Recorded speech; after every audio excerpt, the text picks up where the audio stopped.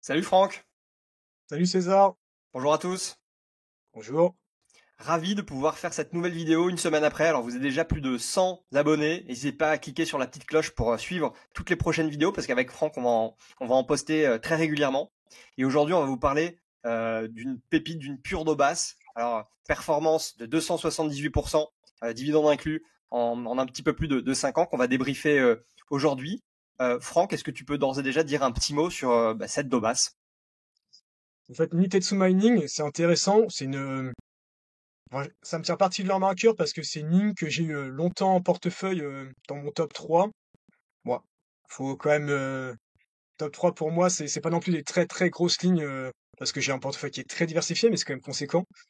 Euh, c'est avec Okamango, qui est notre spécialiste des matières premières, on avait déniché cette boîte parce elle présentait une marge de sécurité incroyable, maximale. Et ça permettait de s'exposer de façon intelligente au potentiel du cuivre. Quand on l'a acheté en 2019, elle valait 0,36 fois les fonds propres, donc elle était valorisée à la casse, en sachant que c'est des fonds propres tangibles. Euh, le cash net de toute dette, plus le portefeuille de participation de Nitetsu Mining, ça couvrait 1,4 fois la capitalisation boursière de la boîte. Donc on avait une marge de sécurité assez importante, tout en sachant que c'est une boîte qui se payait 7 fois ses bénéfices. Tu peux juste peut-être dire un petit mot justement de la market cap à l'époque de Nitetsu. De mémoire, je dirais environ 200 millions de dollars, Ok. équivalent 200 millions de dollars. Donc Donc c'est ça pas reste non on va plus dire une small cap quoi. une belle petite small, c'est pas non plus complètement rikiki, donc ça passe pas en dessous de tous les radars. Ok. Donc à l'époque, vous pouvez retrouver l'analyse sur le forum en accès libre, parce que maintenant elle est plus vraiment dans le portefeuille. Euh, On mettra le quand lien on l'a d'ailleurs dans la acquis, vidéo. super. Quand on l'a acquise, cette boîte, le cours du cuivre, parce que ce qui nous intéressait, c'est le potentiel du cuivre. Cette boîte a une double activité, en plus de plein de petits trucs, parce que c'est une boîte qui est centenaire, c'est un spin-off de Nippon Steel, qui était le premier actionnaire encore à l'époque, avec environ 13% du capital. Euh, on l'a acheté avec un niveau de cuivre, je vais vous partager l'écran, qui était encore, qui était sur un niveau. Donc là, en 2019, on est ici, 2018-2019, on est à environ 5-6 000 dollars la tonne. Donc on n'était pas sur des plus bas, mais on était loin des plus hauts qui sont quasiment à 10 000 dollars la tonne. Donc là, on avait une marge de sécurité sur la baisse et on avait un potentiel de hausse qui était intéressant. Donc juste sur la cyclicité finalement du cours du cuivre, le pari était assez simple de se dire bah il y a un potentiel de x2 par rapport au niveau actuel d'achat du cuivre. Oui, le cuivre, potentiellement, le cours du cuivre, s'y retrouvait plus ou moins ses plus hauts d'il y a 5-6 ans, à l'époque de l'achat, c'était un x2. En sachant que pour une entreprise qui a des mines de cuivre, le levier industriel, le levier financier, c'est plus que x2. Quand tu as des coûts assez fixes, entre guillemets, parce que ça a quand même des pétroles, etc., dépenses classiques, tu peux faire des bénéfices x3, x4 si ton sous-jacent fait x2. Donc là, tu avais un levier potentiel intéressant. Oui, en Et fait la marge de c'est sécurité, x2 parce que tu as aussi une activité calcaire et donc en fait si ton levier opérationnel c'est x4 parce que les cours font x2, ça revient du x2 sur l'ensemble de l'activité si le calcaire est effectivement à 50%. c'est ça. C'est ça. Donc tu payais 7 fois les bénéfices sur un cours du cuivre à 5 000 dollars, en sachant que tu avais le calcaire en récurrence, et en sachant qu'en collatéral, tu avais du cash et des actions dans le portefeuille de l'entreprise japonaise. Ouais, peut-être tu veux préciser ou tu veux que je précise la répartition un petit peu des actifs pour que les gens comprennent la réalité de ce qu'était en 2019, parce que je crois que l'analyse que vous avez faite avec Okavango, elle était au 30 juin 2019, et C'est que ça. en effet, on voit que le portefeuille d'actions, l'immobilier et les commerces, plus la partie cash, couvre en fait quasiment x2 la capitalisation boursière. Ouais, c'est ça. En fait, ce qu'il faut bien avoir conscience, c'est que ce sont des actifs non opérationnels. Donc, en théorie, on peut les céder à tout moment. Bien sûr, ça arrive pas du jour au lendemain, mais si le management est un peu bousculé ou il y a des besoins ou je sais pas, il y a un changement de stratégie, ils pouvaient du jour au lendemain céder retourner le cash aux actionnaires, vendre tout le portefeuille d'actions et vendre aussi son immobilier, ce qu'il n'a jamais fait, parce qu'il considère que c'est des revenus récurrents solides. Parce que comme l'entreprise, en fait, a des anciennes carrières qu'elle a fermées, elle a récupéré les terrains et dessus, elle a construit des centres commerciaux. Tu vois, c'est pour te donner un petit peu le... Donc on est sur une vision du business vraiment sur plusieurs décennies à la japonaise et avec des actifs qui ont une valeur historique qui sont pas forcément valorisés dans le bilan à leur valeur euh, vénale actuelle économique. Alors du coup, ce qu'on peut se dire là-dessus, c'est en réalité, il faut qu'il y ait des catalyseurs pour que le marché comprenne que la valeur réelle de l'entreprise est supérieure à la valeur qui est exprimée par le marché. Puisqu'on a souvent tendance à dire que le marché, c'est une machine à voter, alors que sur le long terme, on vient peser finalement la valeur réelle d'une entreprise. C'était quoi, selon toi et Okavango, finalement, les bons catalyseurs là-dessus? En fait, on avait identifié en catalyseur, forcément, on espérait qu'il y aurait une hausse du cuivre dans les années suivantes qui permettrait d'augmenter les bénéfices, en sachant que Nitensu Mining, c'est un acteur intégré. Il a non seulement des mines au Chili, mais il a aussi des participations dans une raffinerie au Japon. Donc tu vois, il pouvait intégrer toute la chaîne de valeur. Donc ça, c'était le cuivre. Deuxième catalyseur qu'on a identifié, bien sûr, c'est plus de retour aux actionnaires. La boîte était très bien capitalisée à l'époque, surcapitalisée. Elle avait largement les moyens d'augmenter le dividende, les rachats d'actions et aussi de céder son portefeuille d'actions pour créer le retour aux actionnaires. Tout ça, bien sûr, c'était des hypothèses. On ne savait pas si ça allait se produire et quand ça allait se produire. Et je pense qu'il est important de préciser, quand on fait un investissement sur ce type de boîte, on investit dans de l'incertitude. Mais là, l'incertitude, c'est de l'incertitude entre guillemets positive. On a identifié plein de catalyseurs, on ne sait pas quand ils auront lieu. Et donc, pour moi, c'est assez confortable d'avoir ce genre de boîte. Bien sûr, si on n'a qu'une seule comme ça, c'est hyper stressant parce que tu sais pas quand ça va arriver.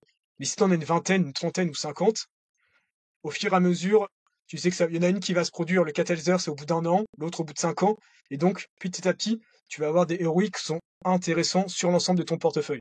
Sur une ligne définie, c'est pas évident. Mais sur un potentiel, sur un nombre de lignes important, là, tu peux avoir des ROI qui vont multiplier.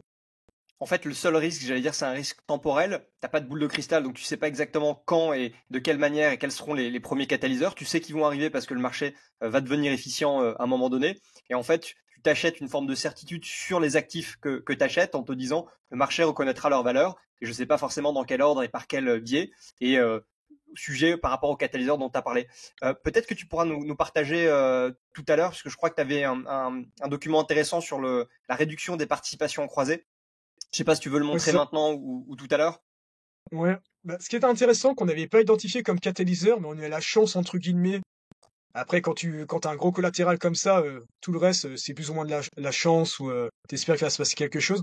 C'est que t'as eu les réformes à la bourse de Tokyo et cette entreprise qui communiquait seulement en japonais a commencé à communiquer en anglais. Alors pourquoi c'est important? Parce que tu vas t'adresser à tout un nouveau panel d'investisseurs qui sont plus seulement les japonais. On parle de 2019-2020, il n'y avait pas encore tous ces systèmes de traduction automatique sur les, sur Les les IA, ouais. navigateurs.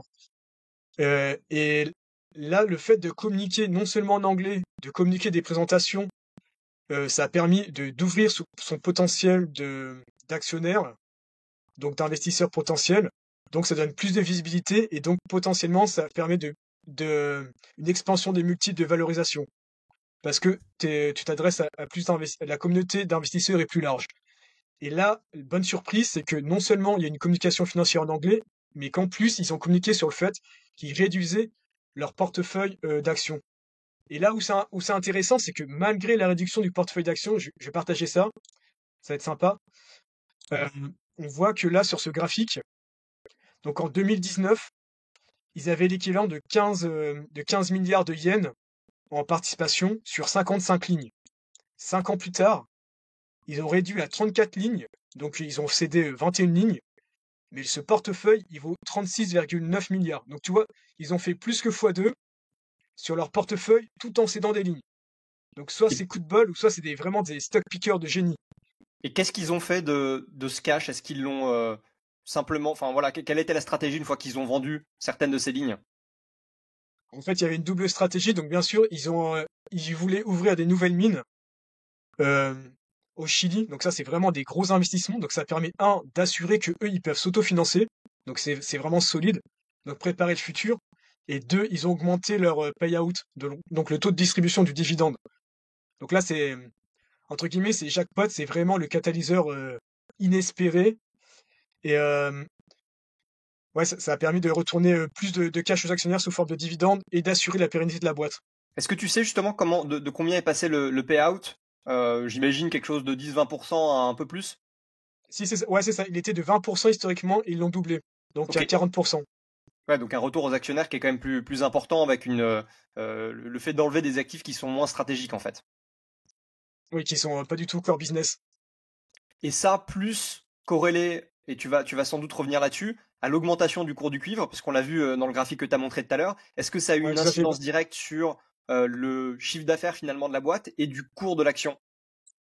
En fait, il y a souvent un décalage entre le cours au spot que tu constates et les bénéfices, parce que tu as des effets de stockage, déstockage, contrats avec les clients, etc. Donc là, tu vois, on était en 2018, 2019, 2020, ça a commencé à baisser pas mal. On est passé sous les $5 000. 5000, non, on était plutôt vers les 5000. Et tout d'un coup, après, en un an ou deux, on est passé à $10 000. Donc là, la machine à cash, elle a commencé à fonctionner, même s'il y a eu des petits accidents. On est resté dans cette zone entre 8000 et $10 000 pendant 3-4 ans. Donc, les bénéfices, en fait, ils ont explosé.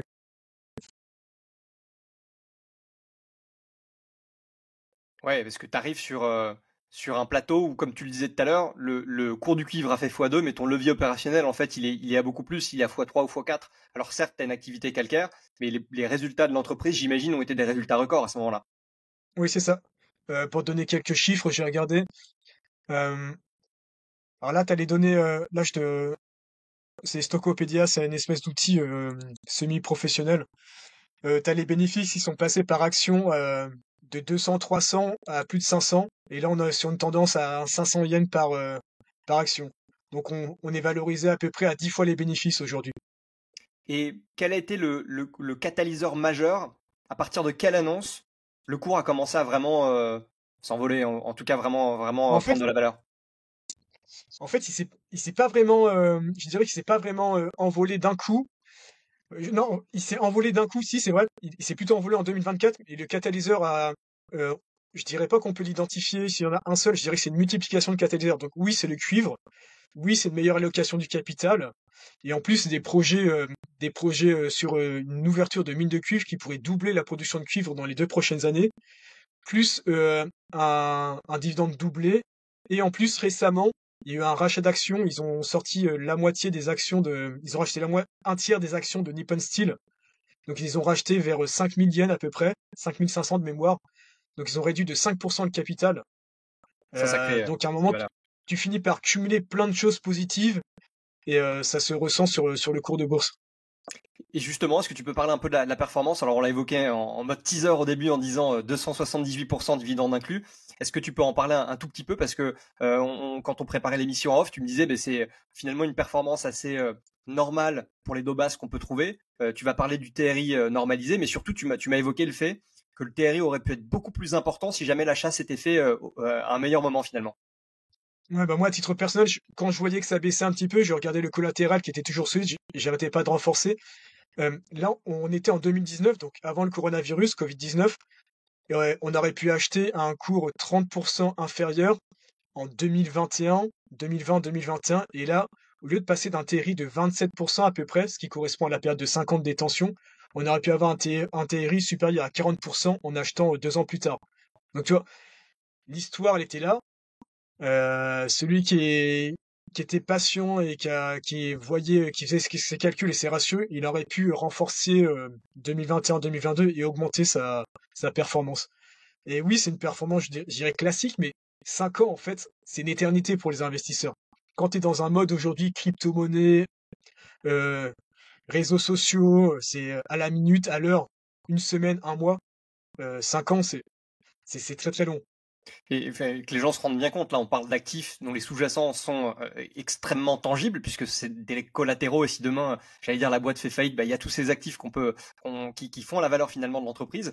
27%, on va dire non optimisé, même si c'est un peu difficile de parler comme ça, et 40% si vraiment tu l'achètes au meilleur moment, sur 5 ans, annualisé, ça reste des rendements qui sont assez exceptionnels.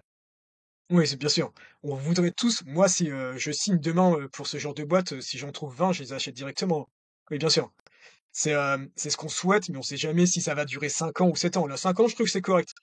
27% par an en yens, je précise, dividendes inclus. Ouais, c'est correct. Alors, il y C'est a un vraiment très ratio dont on correct. n'a pas parlé, et là j'ai vraiment besoin de ton avis parce que c'est une curiosité pour moi, enfin une curiosité. On a un flottant qui était en 2019 quand il y a eu l'analyse de la société, qui était à 68%. Est-ce que ça a un impact significatif sur le fait que les catalyseurs à un moment donné prennent vie parce qu'il peut y avoir un risque d'avoir des actionnaires activistes? Ouais, hein. Juste après qu'on est sorti de l'analyse, en fait, il y avait un fonds anglais qui s'appelle Nippon Active Value Fund, NAV. qui est rentré au capital, qui a communiqué dessus, et finalement, ils sont ressortis assez rapidement. Apparemment, ils ont négocié des choses avec le management, ça n'a pas dû leur plaire. Mais au fil du temps, bah, on voit que les catalyseurs ont quand même été au rendez-vous.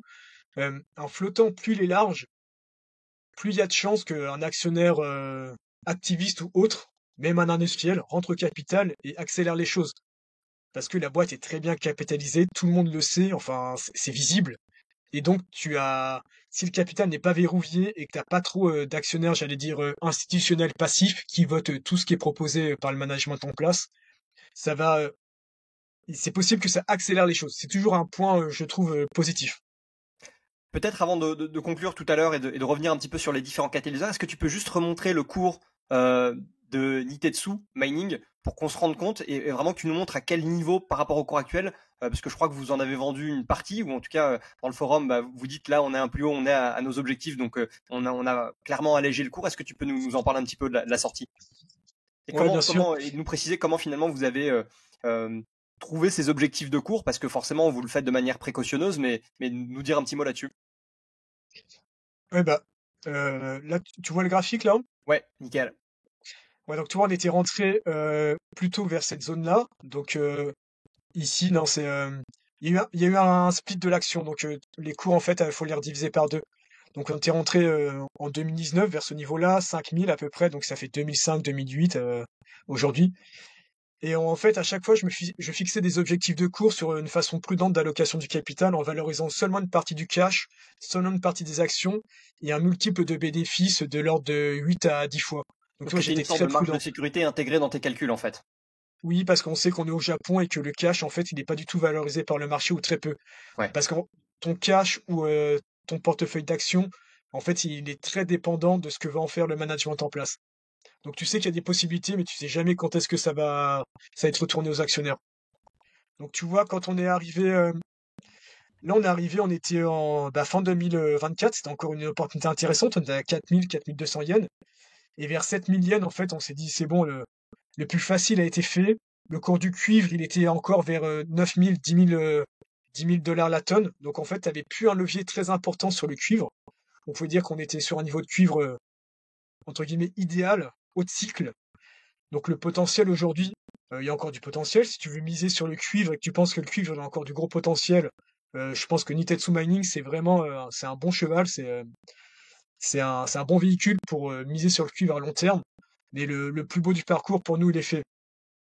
Et ce qui est hallucinant, tu vas peut-être pouvoir après remontrer finalement l'analyse qui avait été faite sur le forum à l'époque, que tout ce qui a été plus ou moins prédit au moment où vous avez fait l'analyse, c'est en fait réalisé, que ce soit au niveau des actifs, au niveau des catalyseurs, au niveau des prix objectifs que vous aviez édictés. Ouais, oui, bien sûr, bah ça, entre guillemets, c'est la chance, mais on les avait identifiés. Puis après, bon, bah, sur ce dossier-là, c'est vrai que toutes les planètes se sont alignées. Après, comme on l'avait dit tout à l'heure, il fallait quand même attendre 3, 4, 5 ans. Donc, c'est pas non plus à la portée de tout le monde de se dire, ouais, je suis serein, c'est solide, j'ai les collatéraux. Après, la force du forum et ce qu'on fait avec Okavango, ça permet de suivre plus ou moins au quotidien au fil des publications. Et on était assez serein qu'on était avec un, un véhicule qui était solide et qui nous permettait de profiter d'une potentielle hausse de cuivre. Je le précise parce que le document que tu montres, il est en accès libre. Alors tout n'est pas en accès libre sur le forum, puisqu'il y a un espace pour les abonnés, pour ceux qui veulent en savoir plus. Mais ce qu'on vous décrit sur Nitetsu Mining et le travail d'Edobas et Okavango, c'est en accès libre, donc c'est gratuit. Vous pouvez directement aller sur forum.dobas.com. Vous aurez ce rapport-là. Peut-être pour faire un rappel, Franck, des différents catalyseurs, je vais les reciter rapidement parce que finalement, il y en a eu des nombreux. Cours du cuivre au plus haut, ça a conduit à des publications records. Réduction des participations croisées avec hausse du dividende, plan d'allocation du capital avec des rachats d'actions, communication en anglais, le tout porté par les réformes du Tokyo Stock Exchange, et donc du coup cours au plus haut et qui a permis de faire 278% en dividendes inclus. Et on le rappelle, ça fait à peu près du 27% TRI annualisé sur les un petit peu plus de 5 années. Et ça aurait pu être 40% annualisé si vous aviez acheté. Et je le précise aussi parce que tous les membres du forum le savent. Vous publiez finalement toutes les idées d'investissement, tous les investissements que vous faites, soit en perso, soit à travers les Dobas. Il y a toujours une possibilité du coup d'arbitrer, de se dire bon bah j'estime qu'il y a un moment qui sera plus opportun et j'arbitre à ce moment-là pour venir finalement surperformer ça. Oui, tout à fait. Bah, moi, j'aurais préféré investir massivement en 2021-2022, par exemple. Mais bon, après, chacun fait ses devoirs, chacun fait ce qu'il veut. Bon, tu connais la philosophie du forum et des deux bases de la communauté, c'est on partage un maximum d'idées. Après, c'est aux abonnés, aux membres de faire ce qu'ils veulent. Ils font leurs devoirs. Si ça les intéresse, la boîte, le secteur, euh, le niveau de valorisation est attractif, ils peuvent y aller, quoi. Ouais, puis on fait pas, il n'y a pas de conseil en investissement ici. L'idée c'est plus de partager des pistes et c'est C'est ça. toute l'idée finalement de cette de ce forum et de cette communauté, pouvoir partager entre pairs. Tout à fait. Pour conclure, est-ce que aujourd'hui il y a d'autres pistes ou d'autres actions qui sont intéressantes et qui sont un petit peu dans ce trend-là? Oui, alors, ce qui est le positionnement idéal, c'est profiter comme ça la hausse du sous-jacent sur une matière première, avoir le cash plus les actifs financiers liquides net de dette qui couvrent la capitalisation boursière, c'est assez rare. Mais là, on a une autre boîte en portefeuille dans le secteur de l'énergie, c'est toujours au Japon. Et là, pareil, j'ai refait les calculs hier et ces actifs liquides, ça représente 1,10 fois la valeur actuelle en bourse. Donc, c'est une boîte qui est rentable, qui rachète des actions, qui verse un dividende. Et tu sais que le collatéral est très solide. Si demain le sous-jacent explose, tu vas avoir la carotte du sous-jacent, donc le potentiel du sous-jacent. Mais en attendant, tu dors tranquillement, tu sais qu'il y a des actifs en collatéral. Donc ça, c'est vraiment, entre guillemets, la situation rêvée pour un investisseur en matière première qui veut jouer sur un sous-jacent spécifique. C'est avoir un peu le beurre, l'argent du beurre. Bon, c'est pile tu gagnes et face tu perds peu ou c'est en fait ton risque c'est le coût d'opportunité et le sous-jacent il met du temps à exploser. Ouais, c'est que tu mets de ton côté le ratio rentabilité-risque. Et peut-être pour revenir très très rapidement là-dessus, tu parlais de levier opérationnel. Si par exemple demain ton cours de sous-jacent fait x2, est-ce que tu peux simplement expliquer pourquoi est-ce que finalement le cours ou les bits ou le bénéfice de la société va faire plus que x2? Revenir sur ce décalage entre le multiple du Ouais, sous-jacent et les bénéfices, on va dire. ouais, je pense qu'on en reparlera sur une prochaine vidéo, mais en fait, tu as un effet de levier sur les matières premières où c'est un produit relativement fongible en général. Donc, tu sois Tartampion à X ou Y, tu vends le même produit, que tu sois en Asie, en Amérique du Sud ou en Europe. Donc déjà, t'as pas de marketing à faire. C'est juste l'offre et la demande, entre guillemets, qui fixent les prix. Et toi, tu as des coûts qui sont relativement fixes. Donc, si tu as un coût fixe à 100 et que tu as un chiffre d'affaires à 200, tu fais une marge, je fais très rapide de 100. Mais si tout d'un coup, le prix explose à la hausse sur un effet de pénurie et que l'offre ne peut pas s'adapter à une demande croissante, ponctuelle ou plus ou moins long terme, tu construis pas un puits de pétrole ou une mine comme ça du jour au lendemain. Donc tu peux avoir un prix qui explose, qui fait x3, x4. Et là, sur des coûts fixes qui vont peut-être un petit peu progresser parce qu'il y a l'inflation, peut-être 100, 120, tu vas faire un chiffre d'affaires de 500. Et là, tout d'un coup, au lieu de faire 100 de marge, tu vas faire 300, 350, 400. Donc là, ta marge a fait x4 pour une matière première qui a fait seulement x2, x3, quoi. Ouais, donc le levier opérationnel est extrêmement fort quand tu achètes au bon moment avec des actifs tangibles derrière. Et du coup, cette analyse, t'en parlais, on peut la retrouver directement pour ceux qui sont membres sur le forum des Dobas.